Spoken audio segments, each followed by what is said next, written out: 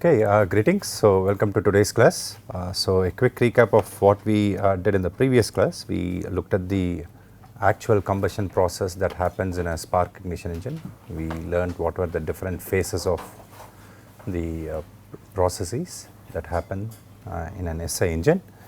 And then like we looked at what was normal combustion and what happens if there is some issue with the combustion process, right? And we essentially discussed the concept of knocking, wherein a part of unburned fuel, like auto ignites or self ignites, and that leads to a formation of a secondary flame front, which then when colliding with the primary flame front, generates pressure pulses that can lead to potential issues in spark ignition engines. Okay. So, this phenomenon is also called as detonation by some, and essentially it can create significant structural damage to the engine components. So, that is where we stopped yesterday. So, we finished the lecture with a few questions regarding the factors that influence the process of knocking. So, let us discuss them today. So, factors that influence knocking in SI engines. So, let us discuss a few important factors and find their effect, right. So, for the first one which we are going to discuss is that of compression ratio. So, as we know, like compression ratio is a very important parameter, right. So, even when we did the analysis of the air standard cycles, we figured out that the thermal efficiency of the cycle was directly dependent on the compression ratio, and for the air standard Otto cycle, higher the compression ratio, higher was the thermal efficiency. But if we increase the compression ratio, okay, so the thermal efficiency does increase. But what about from the perspective of knocking? We see that even in the air standard cycle, right, although the actual engine does not follow the air standard process, even for the sake of argument and understanding, if we recall, the temperature at the end of compression was T2 equals T1 times R power gamma minus 1, right, even in the Otto cycle. So, if you look at knocking per se, right, why does knocking happen? Knocking happens if the unburnt fuel air mixture self ignites, right. For that to happen, the unburnt fuel air mixture has to reach its self ignition temperature. So, when would the chances of it reaching the self ignition temperature be higher? One, the temperature at the start of ignition process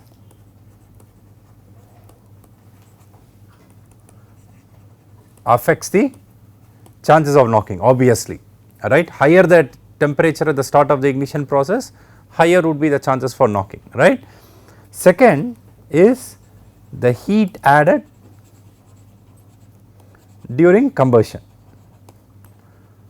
right, because as we know, once the fuel air mixture is ignited,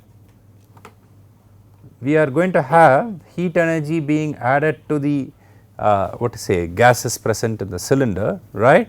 And as we discussed, the gases, the burnt gases or the hot gases are also going to expand, which in turn compresses the unburned fuel air mixture, which may push it towards it self ignition temperature. So, we can see that these two factors amongst other things affect the chances of knocking. So, if we increase the compression ratio, we see that the temperature at the start of ignition increases.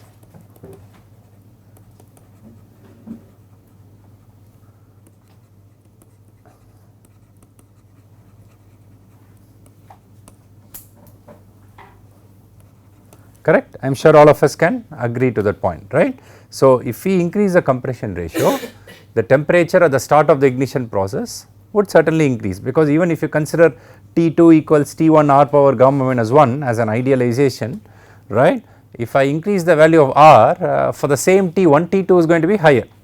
So, what that means, like the temperature when I give the spark, right, is going to be higher in the combustion chamber than before if I increase the value of R.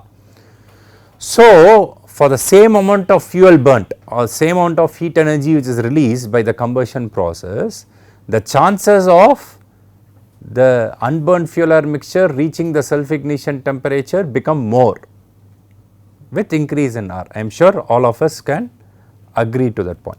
So, this implies that the chances of knocking or the potential chances of knocking increase with an increase in the compression ratio. So, this is the main factor that limits the compression ratio in spark ignition engine. So, consequently, the range of R is limited by knocking. Okay. Of course, the range of R in SI engines, okay, is limited by knocking, okay, in spark ignition engines. So, that is why typically the value of R is around 6 to 10, okay, in SI engines, whereas in compression ignition engines it can go anywhere from like 12 to 22 or 16 to 20 and so on, right. It can go as high as 20 or 22 in compression ignition or spark ignition engines, okay, but in compression ignition engines or diesel engines, sorry about that, right. But in spark ignition engines, like we can only go to 6 or 10, okay. So, that is the maximum range, okay. So, we can immediately observe what is the effect of compression ratio, right, on knocking. The second one that we need to look at is the mass of the inducted charge.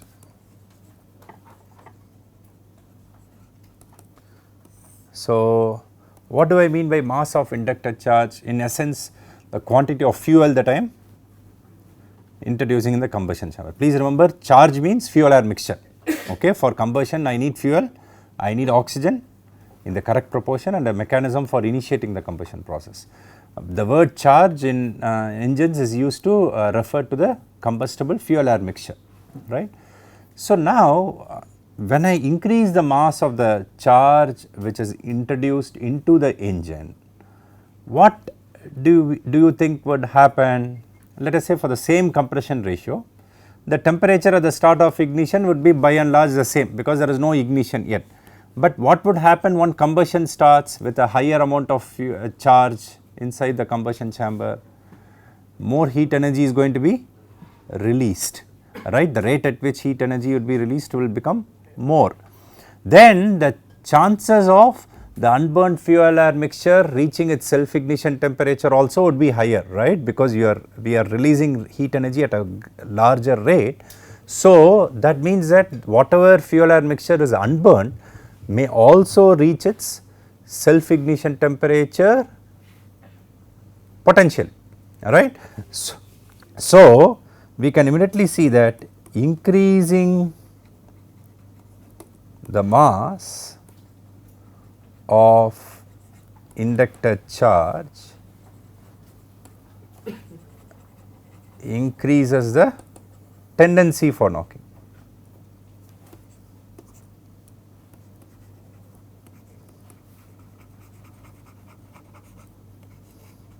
Potentially, right. So this also limits how much quantity of fuel, right, or the charge, the fuel air mixture I can introduce into the combustion chamber in a spark ignition engine. Okay, so that becomes important. Okay, so for this reason, right, so because we introduce more charge, more heat energy is released, and the chances of the unburned fuel air mixture reaching the self ignition temperature become higher. Okay, so then the next factor is the inlet temperature of the fuel air mixture.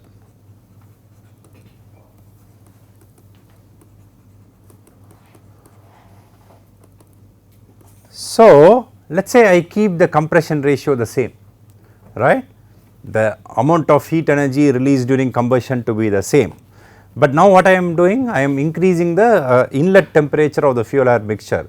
When can the inlet temperature potentially increase? For example, during supercharging, right. If we supercharge, we are pressurizing the intake air. Yes, although we may use an after cooler or an intercooler to reduce the temperature of air, but it is still not going to come to the same level as that of the ambient air which is used in a naturally aspirated engine. So, now if I increase the temperature of the intake air, what can we say? We are going to increase the value of T1, is it not correct? So, if I increase the value of T1, what is going to happen?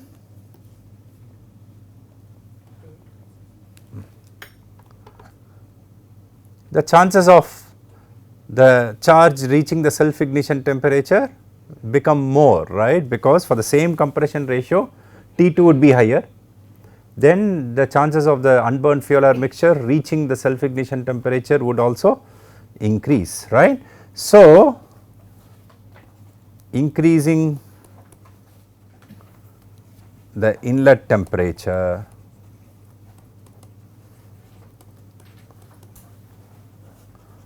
of the fuel air mixture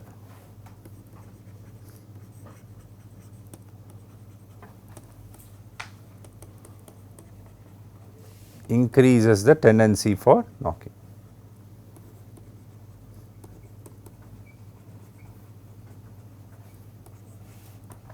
Okay. So, this is one reason why supercharging is limited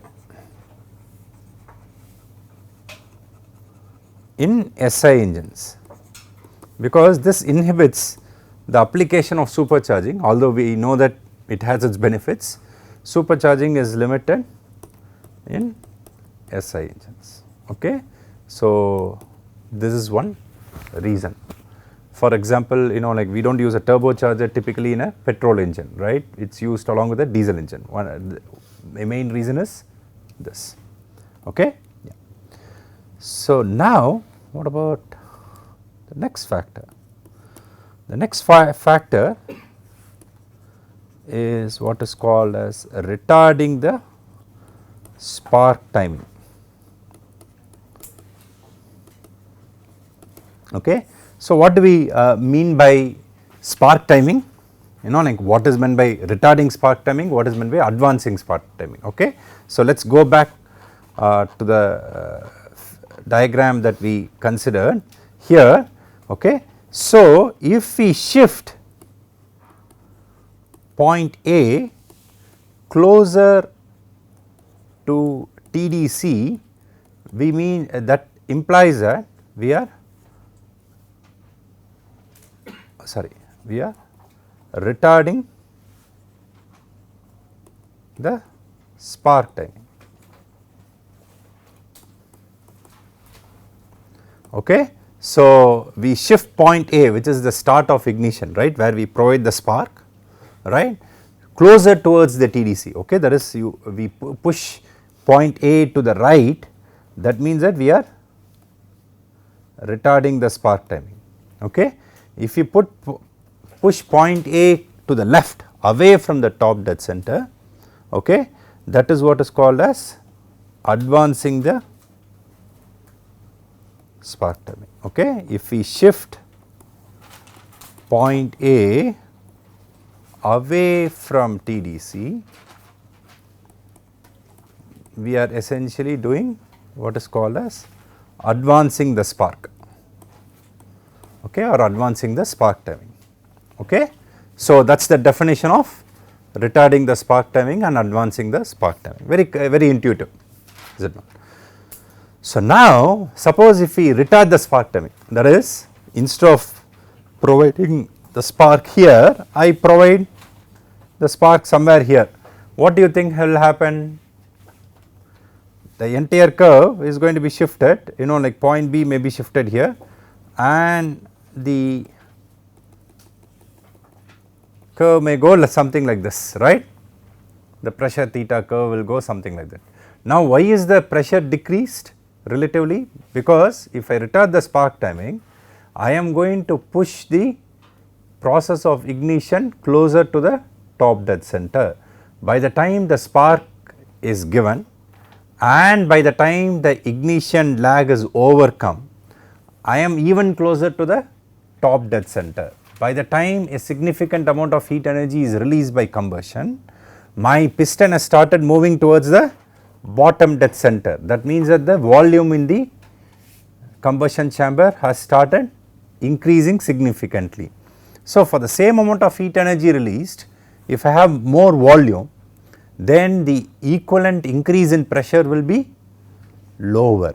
So, the peak pressure in the cycle would decrease, okay. So, that is the effect of retarding the spark timing.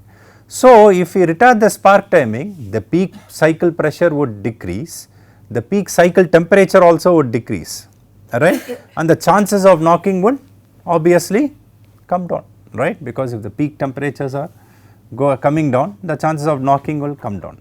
But what is the price that we need to pay? We see that the peak pressures are decreasing. So, what can we say about the mean effective pressure? That will also decrease. If the mean effective pressure decreases, what can we say about the power output and specific power output? They come down. So, in essence, with everything else remaining the same, if we retard the spark timing, yes, the chances of knocking come down. However, the price that we pay is that the engine's power output also will come down, okay. The mean effective pressure decreases, the engine's power output will decrease. So, there is a trade off. So, we do not want to retard the spark too much, then the performance goes down. What about advancing the spark? Advancing the spark a little bit will initiate the spark a little bit earlier. So, the peak pressures may be reached even before where it is currently, right. So, if the spark is advanced a little bit, the tendency for knocking may potentially increase, right, depending on how we are advancing, okay. So, that is the counter effect, okay, of advancing the spark timing, okay. So, retarding the spark timing, okay.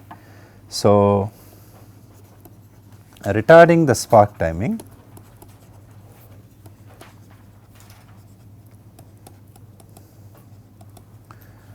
decreases the peak cycle pressure and temperature.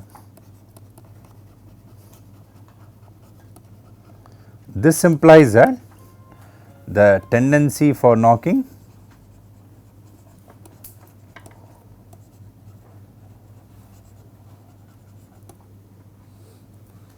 decreases, okay. However, the MEP will decrease, power output, specific power output on all other engine performance metrics will also come down, right. So, that is the price to pay. Specific fuel consumption will increase because specific fuel consumption is the mass of the fuel consumed per unit divided by the power delivered. So, the power delivered decreases for the same amount of fuel, specific fuel consumption will increase, right. So, we do not want too much of retardation, okay, at the expense of avoiding knocking, okay. So, what about the next factor? So, increasing the flame speed. So, we are just looking at various factors and their effects. So, let us say if I increase the speed of the flame, right. So, the chances of the fuel air mixture being burnt even before they have a tendency to reach the self ignition temperature would be lowered, right, because the flame is going to go and burn all the fuel air mixture in the combustion chamber much faster, right, is not it. So, increasing the flame speed would decrease the tendency for knocking.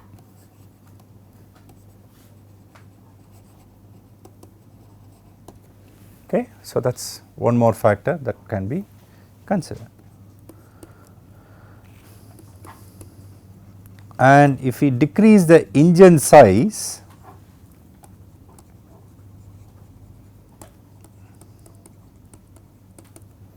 obviously the tendency for knocking will decrease. Why? Because now the flame has a smaller volume or region to travel, right. So, it will travel much far, that is it is going to burn fuel air mixture in a smaller time interval, right, for a smaller cylinder volume, correct.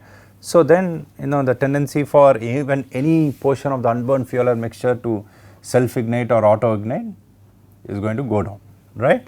So, decreasing the engine size decreases the tendency for knocking. So, we can immediately observe how like all these factors affect the spark ignition engine, right. So, due to knocking, the compression ratio in spark ignition engine is limited, right. So, the amount of charge that is taken in per cycle is limited, supercharging is limited. We may need to limit the engine size, like because we want to avoid chances of potential knocking, right. So, all these attributes get affected because we want to prevent knocking in spark ignition engines, okay. So, that is the consequence.